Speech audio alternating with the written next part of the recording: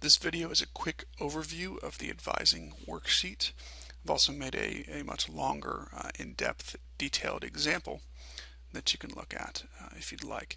This is the first page, and then the second page is just a list, much like that page in the catalog lists all of the courses that satisfy each of the different areas for the general education requirements. Okay, so the first page, of course, on the top we have room to put name and contact information for the student and the advisor. Let's zoom in here on the left under My Courses. We'll see this is a list of the requirements. This particular version of the worksheet is for the Pre-Bachelor's of Science in Nursing partnership we have with Cumberland. Worksheet can be tailored for any individual program. The white cells are ones that are not supposed to be edited. The blue cells are the ones that are designed to be edited. And this drop-down menu is populated by that list from the second page. Literature, these are the courses they can pick for literature and so on. A quick note about that, I know the catalog says 9 hours of humanities/fine arts, at least 3 of which must be literature.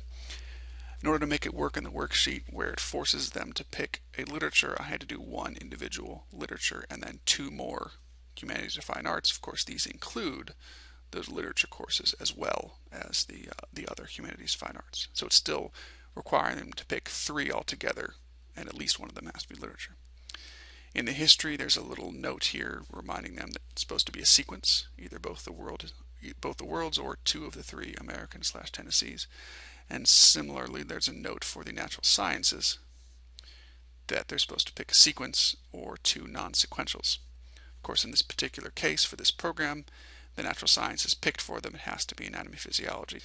And same for the math. They would normally pick their math. They would pick their social behavioral sciences as well, but this program dictates those. That's why they're white cells, so the student knows that they don't get any choice in those. Down here we have more courses that are mandated by this particular program, and then plenty of area for putting other prerequisites or other courses of interest a student might want, or learning support courses.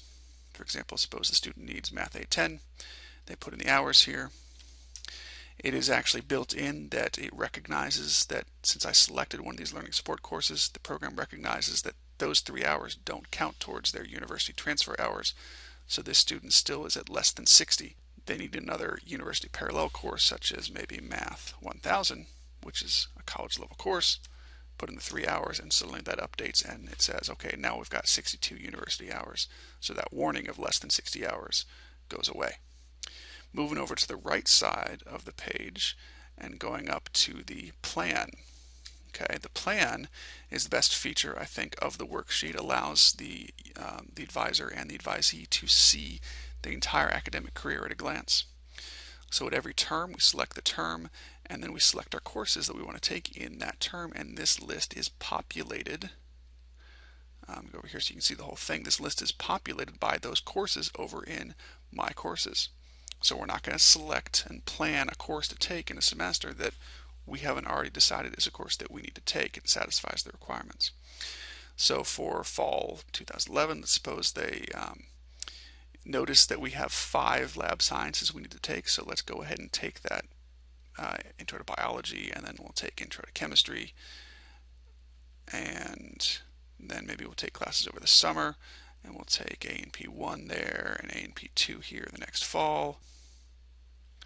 And then finally micro that last spring. So it allows the student to see that these courses are spread out so they don't accidentally end up taking 3 lab sciences courses their last semester, or both histories their last semester.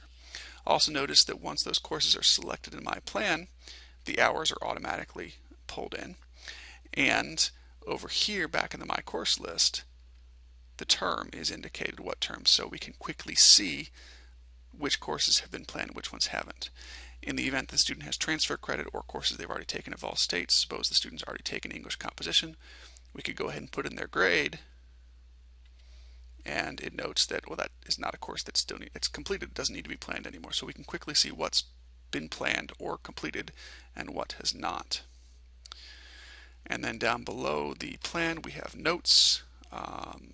These cells are blue, meaning they can be edited. They're supposed to be edited. So the advisor can put in specific things for the student, and there's also generic notes that are already in there. But these notes, once they no longer apply, can be deleted, and new ones like, say, ask financial aid about, whatever can be put in there. And we have a checklist reminding the student that there are things that need to happen. Graduation application, application to the transfer school and also to the program at the transfer school, an entrance exam maybe. Even if we don't know these deadlines right away, at least we know that there will be deadlines. The student will be aware of what will be coming in the future.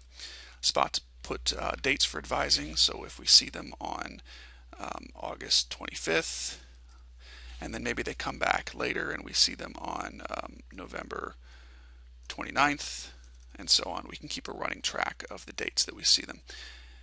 And then lastly, we save the worksheet on the advisor's computer. We print it out and sign it. So the student has a hard copy that's signed, has the advisor's stamp of approval, and the electronic copy is saved on the advisor's computer.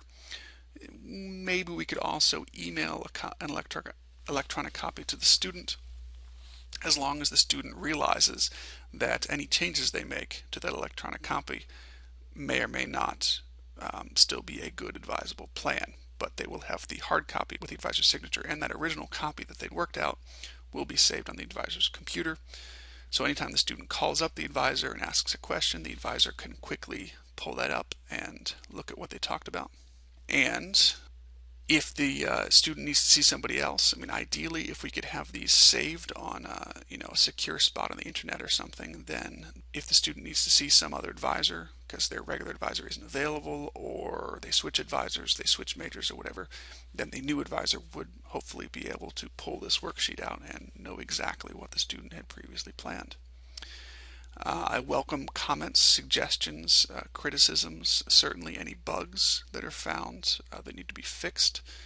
I know this is still a work in progress, but I've used it with many students over the last several months, and I'm pretty excited about it. I think it's made my job a lot easier as an advisor, and I think hopefully some other people might find it useful as well.